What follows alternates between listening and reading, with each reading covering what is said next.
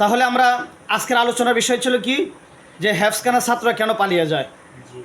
হেফজখানা ছাত্ররা পালিয়ে যাওয়ার কারণ হচ্ছে তাদের পড়া দুর্বল থাকার কারণে তারা পালিয়ে যায়। যখন একটা ছাত্র তার সবকটা কাঁচা হয়, আর সবকটা কাঁচা হওয়া মানে 7 সবক কাঁচা হওয়া, 7 সবক কাঁচা হইলে আমুকটা কাঁচা হয়, তার এইভাবে সবক পাড়াও কাঁচা হয়ে যায়।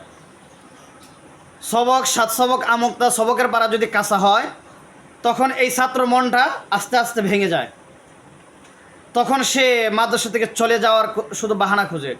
তখন দেখবে আসলে তার মনের মধ্যে কোনো শান্তি এখন নাই। তখন বলবে যে মাদ্রাসা ভালো না, শিক্ষক ভালো না, পরিচালক ভালো না, মাদ্রাসার খাওয়া দাওয়া ভালো না। তখন সে একটা অজুহাত দিয়ে সে শয়তানের প্ররোচনা পড়ে সে মাদ্রাসা থেকে চলে যায়। আসলে কি এইগুলা কারণ, নাকি তার ভিতরে একটা দুর্বলতা, পড়া না পারার কারণ? ভিতরে কিসের দুর্বলতা? পড়া না পারার কারণ। তার কারণ কি? এই দুর্বলতা কোথায় থেকে আসছে? সবক 7 সবক আমুকতা কাঁচা থাকার কারণে।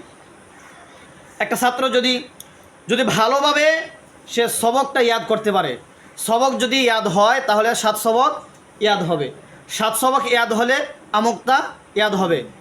এইভাবে যদি সে কন্টিনিউ শোনাতে থাকে এবং সবকের পাড়াও যদি, বিশেষ করে সবকের পাড়াও যদি সে ভালোভাবে পড়তে পারে, ভালোভাবে ইয়াদ রাখতে পারে, তাহলে তার ভিতরে একটা আনন্দ থাকবে।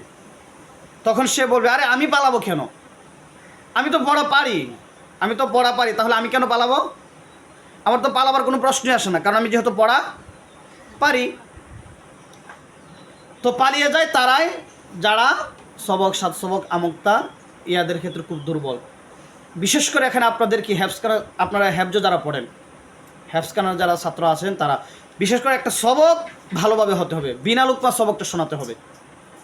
আর এখন আপনারা মনে করেন যে বয়স কম তো আপনাদের, মানে ছোট মানুষ, আপনারা 8 বার 10 বার একটা লাইন একটা আয়াত পড়লেই মুখস্থ হয়ে যায়। তখন আপনারা কি মনে করেন যে আমার তো ইয়াদ হয়েই গেছে, সকালে একটু পরে শোনাতে পারবো।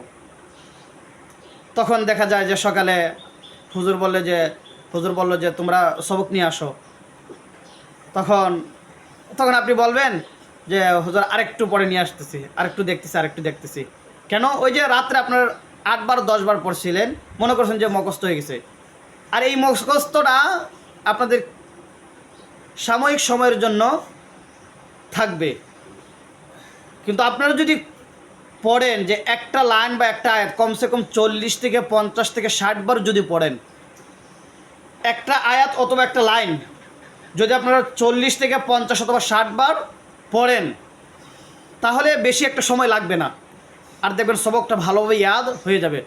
তখন ভোরবেলা আপনারা শুধু দেখলেই সবকটা হয়ে যাবে।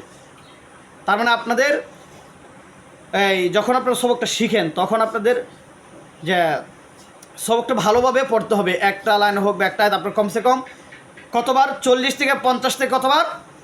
60 বার পর্যন্ত। কতবার?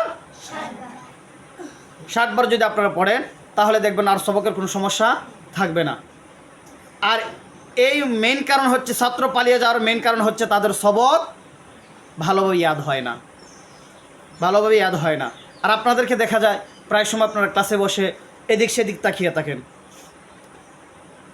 যদি আপনারা দেখে পড়েন, তাহলে এই যে চোখের দেখাটা, জবানের পড়াটা, এই দুটি অ্যাডজাস্ট হয়ে আপনাদের মাথায় ঢুকে যাবে।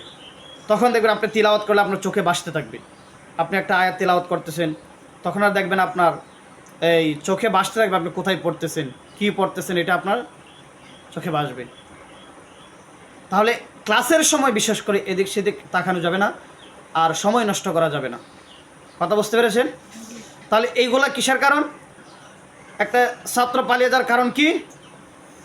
মেইন হচ্ছে তার পড়াটা সঠিকভাবে, তার পড়াটা হয় না বলেই সে চলে যায়। কিন্তু যে ভালোভাবে প্রতিদিন কন্টিনিউ সবক 7 সবক আমুকতা ভালোভাবে শোনাতে পারে, এমন কোনো ছাত্র দেখবেন, এরকম ছাত্র কোনো দিন মাদ্রাসা থেকে পালিয়ে যাবে না। তাহলে আপনারা কথা সবাই বুঝতে পেরেছেন? যেটা বললাম সেটাও আপনারা সবাই আমল করতে পারবেন তো ইনশাআল্লাহ? আল্লাহ তাআলা আমাদের সবাইকে কবুল করুন। সবাই বলেন আল্লাহুম্মা আমিন।